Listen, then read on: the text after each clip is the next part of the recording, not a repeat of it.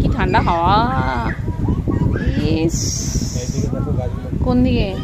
গাছ তো হেলে গেছে। ও মেঘ ডাকছে, গাছ তো হেলে গেছে। বাপরে, এটা রাত্রিবেলা হলে মনে হয় মানে পুরো আলোতে ইয়ে হয়ে যেত। ওই দেখো নৌকা, এর মধ্যে আবার এরা নৌকা নিয়ে বেরিয়েছে। কি সুন্দর। ও হ্যাঁ, কিন্তু হাওয়াতে যদি নৌকাটা ইয়ে হয়ে যায়। এই যে পুরো বৃষ্টি শুরু হয়ে গেল। কি সুন্দর না লাগছে নৌকাটা। এই যে নৌকো, কিন্তু জাল ফেলছে মনে হচ্ছে। ও, বড় করলে মানে জুম করলে ছবিটা একটু ভেঙে যায়। যাই হোক, ভাল লাগছে দেখতে।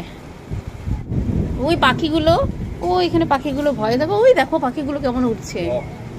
বকগুলো না, আকাশে সাদা বক দেখতে, কিন্তু এত দূর থেকে আসছে না ভালো নাকি ধরতে পারছি না ঠিকঠাক। এলো না, ওটা জল না।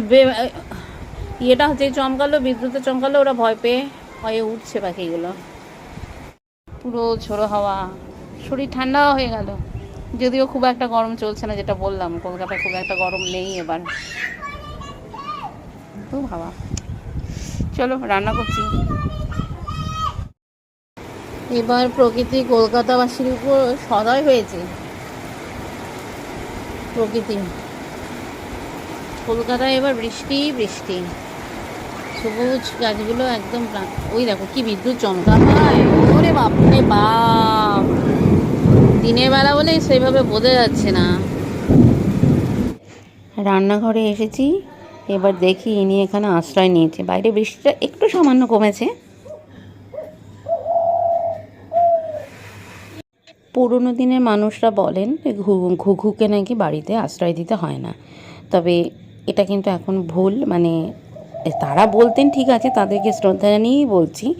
তাদের সময় এখনকার সময় তো অনেকটা পাল্টে গেছে, তাই তোমাদের কাছে বিশেষভাবে বলছি, এরকম যদি কখনো পাখি এসে বসে, ঘুঘুই হোক বা যে কোনো পাখি হোক, তোমরা কিন্তু তাড়িয়ে দিও না।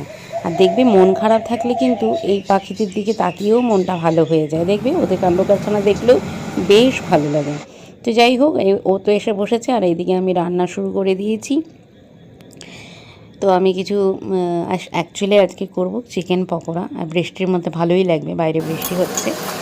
আর অন্য কিছুও রান্না করব। তো চিকেন পকোড়াগুলো এই দেখো ভেজে নিচ্ছি, গরম গরম খেতে ভালোই লাগে।